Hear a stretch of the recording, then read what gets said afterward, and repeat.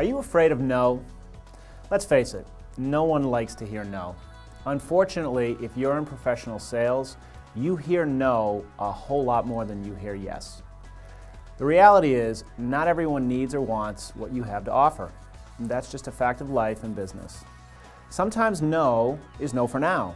Sometimes it's no forever. Either way, most of us don't like to hear it. Why does no bother us so much? Perhaps because we work so hard to get conversations and meetings that when we have an engagement, we want to maximize it and turn it into as many yeses as possible. Perhaps it's because we don't have enough other good options in our pipeline that look like this one, and we fear letting it slip away. Or maybe it's the defiant child welling up inside of us, shouting, "Who are you to tell me no?" So we rebel. We try to convince. We happily share our knowledge and our intellectual capital, hoping to gain an edge. We hear things that aren't said in the hopes that the deal will move in the direction we want it to go. Rather than accept the no, we chase that elusive yes. Think for a second. Is no really a bad thing? If a real material problem does not exist and we help create one for the sake of a deal, will we have a good long-term profitable client? Probably not. One of my clients told me earlier this week that prospecting is so much more relaxing when we're comfortable with no.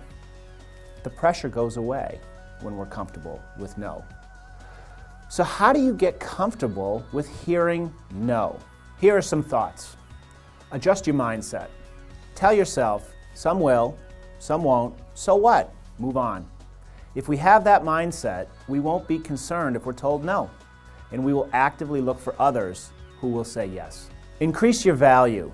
Time is money, and we only have so much of it. Why invest it in someone who isn't willing to invest in you? Put a value on your time before you agree to invest it, and get a firm commitment for a next step from your prospect. Give permission. Most people hate saying no as much as we hate hearing it. Tell your prospects it's okay to say no. Let them know that your feelings won't be hurt, and asking you for information or a proposal so they feel like they are letting you down easy is actually a lot worse than a straight up no. Look for variables. No's not a reason to give up. It's an invitation to learn more. Find out what is prompting the no and what conditions might have to change for it to become a yes. Finally, reward yourself. Count your no's, not your yeses. With every no, you're that much closer to a yes. When you are prospecting and you get a no, celebrate it. You don't have to wonder and hope. You know, so move on. In professional sales, no is a fact of life. We hear it, we chase the yes. We try to convince, and we put pressure on our prospects. Get comfortable with no. It takes the pressure off of you and your prospects. And you just might find that those no's suddenly start to become yeses.